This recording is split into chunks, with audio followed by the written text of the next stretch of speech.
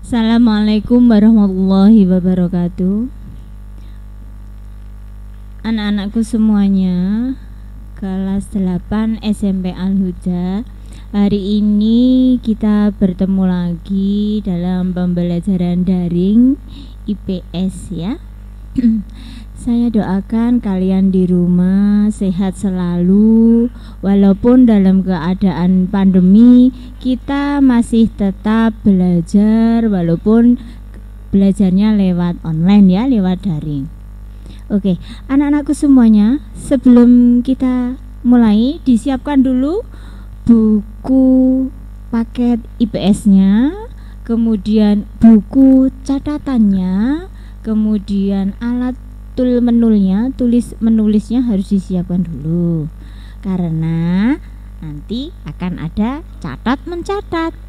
Oke ya. Oke, anak-anakku semuanya, marilah sebelum materi pelajaran IPS untuk pertemuan yang hari ini, kita awali dulu dengan berdoa supaya dalam pembelajaran nanti kita diberi kemudahan, kelancaran, dan semoga ilmu yang kita terima hari ini bermanfaat bagi kalian khususnya dan bagi kita pada umumnya, gitu ya. Berdoa, mulai. Bismillahirrahmanirrahim. Raditu billahi robba wa bil islami dina wa bi muhammadin nabiyya wa rasula. Rabbi zidni ilma warzuqni fahma waj'alni minas sholihin. Amin ya rabbal alamin. Terima kasih. Berdoa selesai. Baiklah anak-anakku semuanya, kita sudah selesai berdoa. Kita siapkan dulu alat menulnya dan duduk yang nyaman supaya PW ya. Nah, bagi yang kelompok jangan lupa di kelompoknya nanti berfoto, kemudian nanti juga bisa dikirim ke gurunya masing-masing ya. Oke, anak-anakku semuanya, hari ini kita mempelajari IPS kelas 8. Oke. Pada hari ini kita mempelajari bab 2 tentang pengaruh interaksi sosial terhadap kehidupan sosial dan kebangsaan. Ingat anak-anakku, kita sudah memasuki bab 2 ya. Judulnya adalah pengaruh interaksi sosial terhadap kehidupan sosial dan kebangsaan. KI-nya memahami pengetahuan faktual, konseptual, dan prosedural berdasarkan rasa ingin tahunya tentang ilmu pengetahuan, teknologi, seni, budaya terkait fenomena dan kejadian tampak mata. Ya. Kemudian KI selanjutnya mencoba mengolah dan menyaji dalam ranah konkret menggunakan mengurai, merangkai, memodifikasi, dan membuat, dan ranah abstrak menulis, membaca, menghitung, menggambar, dan mengarang sesuai dengan yang dipelajari di sekolah dan sumber lain yang sama dalam sudut pandang teori. Ini adalah kedua KI-nya. Begitu ya anak-anakku semuanya? Bisa dipahami ya? Lanjutnya KD-nya ya, mengidentifikasi interaksi sosial dalam ruang dan pengaruhnya terhadap kehidupan sosial, ekonomi, dan budaya dalam nilai dan norma serta kelembagaan sosial budaya. KD selanjutnya menyajikan hasil identifikasi tentang interaksi sosial dalam ruang dan pengaruhnya terhadap kehidupan sosial, ekonomi, dan budaya dalam nilai dan norma serta kelembagaan sosial budaya. Ini anak-anakku ya, KD-KD-nya yang akan kita bahas hari ini. Oke, selanjutnya yaitu A tentang mobilitas sosial. mobilitas sosial. Oke. Anak-anakku semuanya, apa sih mobilitas sosial itu? Di sini dijelaskan, mobilitas sosial adalah perpindahan posisi seseorang atau kelompok atau sekelompok orang, ya. Boleh seseorang atau sekelompok orang dari lapisan yang satu ke lapisan yang lain, baik lebih tinggi maupun menjadi lebih rendah dari sebelumnya. Itu makna atau terjemahan dari mobilitas sosial. Perpindahan posisi seseorang atau sekelompok orang dari lapisan yang satu ke lapisan yang lain, baik lebih tinggi maupun lebih rendah. Jadi perpindahan dari yang satu orang atau kelompok berpindah, begitu ya anak-anak ya. Baik itu pindahnya itu berpindah ke atas atau berpindah ke bawah. Jadi tidak stagnan. Ini ada perpindahan, pergeseran. Ya, seperti itu Kak. Artinya daripada mobilitas sosial, perpindahan orang boleh sekelompok orang dari yang berpindah ke atas atau berpindah ke bawah. Seperti itu ya anak-anakku. Bisa dipahami konsep mobilitas? Oke, pinter sekali ya. Iya.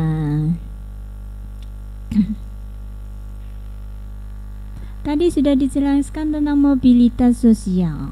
Di sini kita memberi tentang contohnya. Contoh daripada apa? Oh, ternyata contoh mobilitas. Nah, contoh mobilitasnya adalah seorang pensiunan pegawai rendahan salah satu departemen beralih pekerjaan menjadi seorang pengusaha dan berhasil dengan gemilang. Ini ada contoh dari apa yang sudah saya paparkan di depan ya. Ada di PPT yang di depan di atas tadi tentang mobilitas sosial. Ini tentang contohnya. Nah, contohnya itu apa? Ada seorang pensiun, ada seorang yang sudah pensiun dari pegawainya itu, kemudian dia beralih bekerja. Walaupun dia sudah pensiun, tapi dia masih bisa lah untuk bekerja lagi, masih bisa. Nah, dia itu seorang pensiun tadi masuk menjadi seorang bekerja menjadi seorang di perusahaan atau pengusaha tadi ya. Nah, di situ dia lebih berhasil, tapi tidak mengesampingkan yang pensiunnya tadi. Dia masih punya penghasilan di pensiun, tapi dia juga beraktivitas lagi, yaitu menjadi pengusaha. Dan ternyata di situ dia usahanya tadi lebih berhasil dan bisa dikatakan gemilang seperti itu. Nah, itulah anak-anak yang dinamakan dengan mobilitas. Mobilitas sosial tadi kan orang atau sekelompok orang yang berpindah. Berpindahnya itu boleh ke atas atau berpindahnya itu boleh ke bawah. Itu namanya mobilitas, bukan stagnan yang tetap aja seperti itu ya. Seperti itu anak-anakku. Oke, lanjutnya. Nah, ini ada lagi contoh yang kedua. Kalau tadi seorang pensiunan yang punya penghasilan pensiunan kemudian bergabung jadi usahawan, dia menjadi lebih gemilang, berarti itu dia mobilitasnya naik, iya kan? Sekarang contoh yang kedua adalah contoh mobilitas. Seorang anak pengusaha ingin mengikuti jejak ayahnya. Ini contoh yang kedua, saya bacakan di sini. Seorang anak pengusaha ingin mengikuti jejak ayahnya yang berhasil, lalu membuahkan lalu membuka usaha lain. Membuka usaha lain. Namun si anak tadi gagal dan akhirnya jatuh miskin. Nah, inilah. Ini juga mobilitas anak-anak. Mobilitas apa? Tadi di awal sudah dikasih kata kuncinya, ada mobilitas perpindahan orang atau sekelompok orang yang mobilitasnya itu bisa naik dan bisa turun. Kalau contoh yang ada di depan kita ini adalah contoh yang perpindahan dari orang yang mobilitasnya bagaimana anak-anak? Turun apa naik? Oke, pinter sekali. Iya, oke. Turun ya berarti ya. Kalau tadi ada yang pensiunan, jadi pengusaha, jadi gemilang, itu berarti mobilitasnya naik. Kalau yang kedua ini berarti anak pengusaha, kemudian dia gagal dan jatuh miskin, berarti ini mobilitasnya turun. Oke, bisa dipahami ya konsep ini? Terima kasih. Nah, bentuk-bentuk mobilitas sosial.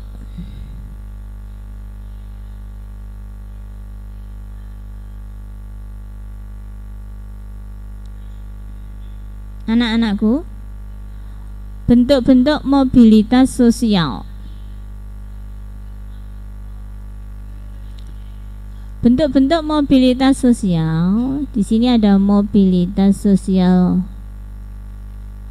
horizontal, kemudian mobilitas sosial vertikal, kemudian ada mobilitas sosial antar generasi dan intragenerasi, mobilitas sosial geografis.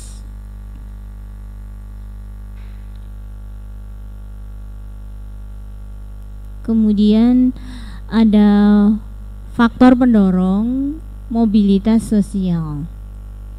Faktor pendorongnya apa sih yang mendorong mereka melakukan mobilitas itu apa? Ini faktor pendorongnya.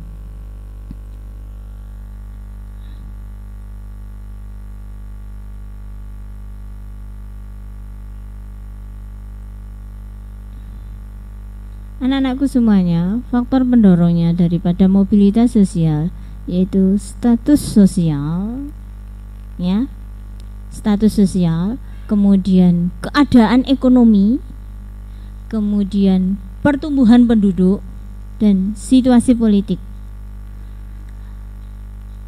Adapun yang terjadi di masyarakat anak-anak dari orang atau sekelompok orang tadi yang mau mengadakan mobilitas, mau mengadakan perpindahan. Perpindahannya di mana? Di suatu titik dia akan menentukan, saya itu mau berpindah kemana, saya itu akan menentukan langkah kemana. Nah, ini yang menentukan adalah status sosial, keadaan ekonomi. Kalau kita tidak bergerak, ya statis seperti itu aja. Kalau kita bergerak dan pergerakan kita itu tepat sasaran, berhasil, yaitu mencapai kegemilangan, berarti mobilitas kita itu naik. Ketika kita bergerak tapi bergeraknya malah jatuh, malah ke bawah, malah bangkrut, itu akan juga mempengaruhi status sosial seseorang tersebut. Nah, keadaan ekonomi gimana? Kalau keadaan ekonominya baik, otomatis mereka bergeraknya juga akan baik, mencari uangnya juga akan baik, ya kan? Pertumbuhan penduduk, kalau penduduknya banyak, gimana anak-anak? Mobilitasnya ya pasti akan juga tarik menarik, karena semakin banyak penduduk, kemudian perputarannya uang juga sedikit, akhirnya terjadilah tarik menarik antara uang dan penduduk tadi. Kalau situasi politik peperangan, apakah kita bisa bekerja dengan baik? Jelas tidak bisa, ya kan? Jelas tidak bisa anak-anak ya. Karena perang, ning dia nenek perang.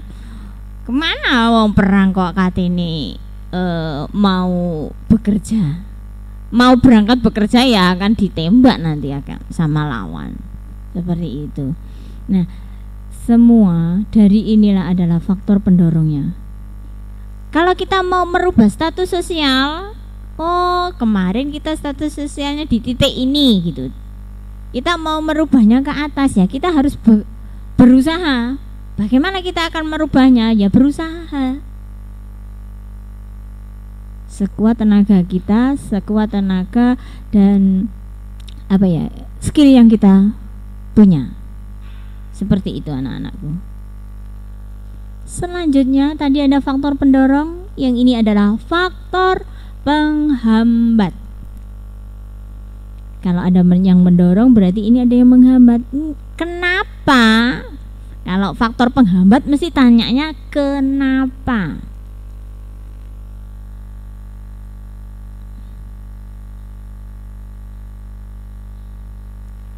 Nah, faktor penghambatnya dari mobilitas sosial adalah diskriminasi ras dan agama. Kalau ada diskriminasi ini, wah itu jelas kita tidak akan bisa mencapai mobilitas yang bagus. Ini namanya juga faktor penghambat. Faktor penghambatnya kita tidak bisa melakukan yang kita perubahan tadi karena ada diskriminasi ini. Kemudian diskriminasi kelas. Kalau kelas ini strata ya, seperti itu. Kemudian kemiskinan. Kemiskinan juga adalah faktor penghambatnya. Kemudian pengaruh sosialisasi kelas sosial. Di mana kita masuk dalam lingkungan sosial, itulah yang akan mempengaruhi kelas sosial kita. Seperti itu. Ini faktor penghambatnya. Ya. Ada diskriminasi ras dan agama, diskriminasi kelas, kemiskinan, pengaruh sosialisasi kelas sosial. Lanjut.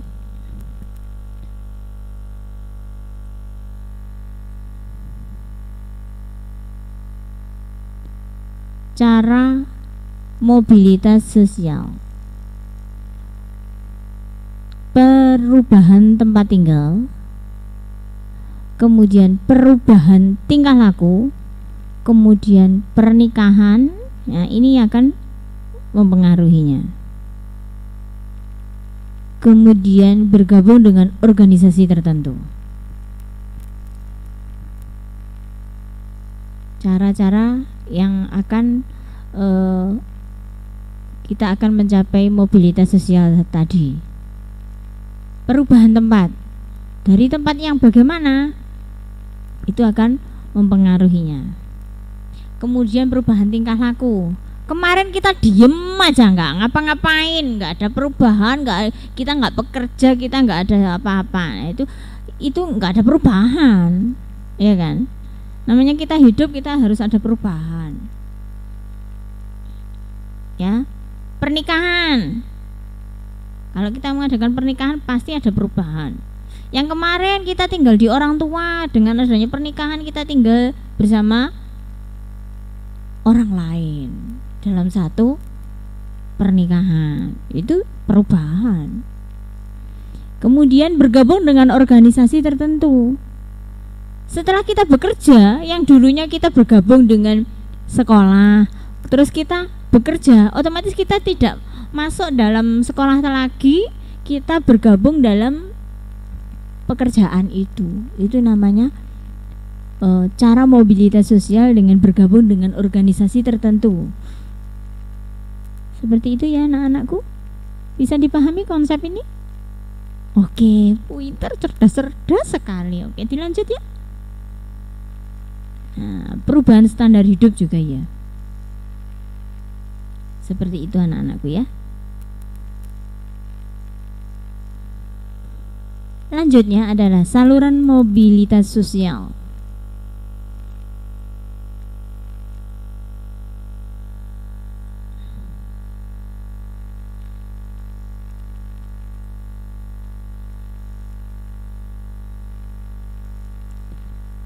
Anak-anakku semuanya yang saya sayangi, ingat ya, walaupun dalam keadaan pandemi kita tidak usah berkecil hati, kita tetap bisa berkarya, kita tetap bisa belajar. Nah, salah satunya ya ini melalui daring, pembelajaran daring. Oke, kembali lagi ke laptop ya. Saluran mobilitas sosial angkatan bersenjata. Salurannya ya, angkatan bersenjata, kemudian kelembagaan, kemudian pendidikan. Itu kita bisa menyalur-nyalurkan di sini. Kemudian di organisasi politik, organisasi ekonomi, organisasi keahlian dan saluran perkawinan. Inilah. Ini bisa di sini. Kita bisa bermobilitas di angkatan bersenjata, bisa di lembaga keagamaan, bisa ya ta, lembaga pendidikan juga oke, ya kan. Bisa ya, ini bisa dipahami ya. Banyak salurannya di sini. Kalau salurannya lancar, nggak ada hambatan, berarti ya los. Itu ya namanya saluran, ya kan. Oke. Lanjutnya dampaknya. Kalau ada mobilitas seperti itu, ada pendorong, penghambat ya, ada salurannya. Ini seperti ini. Dampak mobilitas sosial ada dua. Semua yang kita hadapi dunia ini pasti ada dua, anak-anak. Pasti ada dua pilihan. Yang satu baik, yang satu tidak baik. Yang satu laki-laki, yang satu perempuan, iya kan? Yang satu tidur, yang satu bangun. Pasti semua ada pilihannya, ya kan? Kalau kamu belajar pasti pintar, kalau tidak belajar pasti tidak bisa mengerjakan itu. Hidup itu adalah pilihan. Pilih yang mana tergantung pilihan kamu. Seperti itu. Tadi ada dampak positif dan negatifnya. Ini dampak positifnya. Dampak positifnya, satu, mau berusaha maju. Kalau kita mau bermobilitas, mau mengadakan perubahan, kita mau berubahnya bagaimana toh? Mau berubah yang nyantai-nyantai, ya itu nanti akan membawa kita ke status sosial yang lebih rendah daripada sebelumnya. Kalau kita mau lebih rajin, mau serwagap, nah itu berdampak positif. Mau berusaha untuk maju, ayo kita maju ke, pasti kalau maju itu pasti ke depan, anak-anak, nggak mungkin itu maju ke belakang, iya kan. Nah, yang B itu mempercepat perubahan sosial, dicepatkan lagi gitu loh perubahannya. Ini yang dampak positifnya.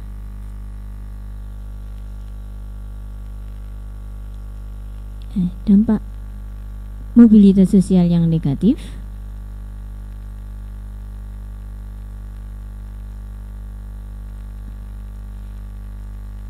Nah, anak-anakku, dampak mobilitas yang negatif itu menimbulkan kecemasan dan ketegangan pasti.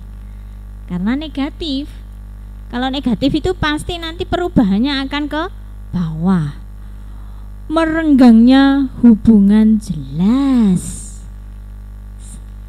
ini merenggangnya hubungan. Yang awalnya dari kehidupannya bagus, kemudian jadi di bawah karena renggang. Kemudian menimbulkan konflik. Oke, jelas ya. Menimbulkan konflik antar kelas, ya, jelas. Menimbulkan konflik antar kelompok. Ini kalau perubahannya secara orang dan kelompok tadi. Seperti itu. Iya kan? Ya. Menimbulkan konflik antar generasi. Janganlah. Tapi di kehidupan ini pasti ada konflik. Tapi bagaimana kita bisa menyiasati, kita bisa mengatur manajemen konflik, itu kita pasti bagus. Lebih baik kita diam tapi juga menyelesaikan masalah. Jangan ruame tapi tidak menyelesaikan masalah, ya kan? Jangan jangan melukai hati orang lain seperti itu. Itu menghindari konflik. Ya, seperti itu anak-anakku ya. Oke, dari awal sampai akhir pasti kamu juga merasa agak sedikit capek. Boleh kok molet apa seperti apa, boleh. Minum-minum yang ada di depan kalian itu, teh yang disediakan oleh ayah bunda kamu boleh. Ya. Anak-anakku semuanya, seperti ini sedikit paparan yang saya tampilkan hari ini, semoga bisa diterima dan membawa manfaat barokah untuk kalian semuanya. Begitu ya anak-anakku semuanya, terima kasih. Jangan lupa ditulis ya, jangan lupa ditulis dan di buku IPS kalian masing-masing. Terima kasih, semoga bermanfaat. Akhirul kalam, wassalamualaikum warahmatullahi wabarakatuh.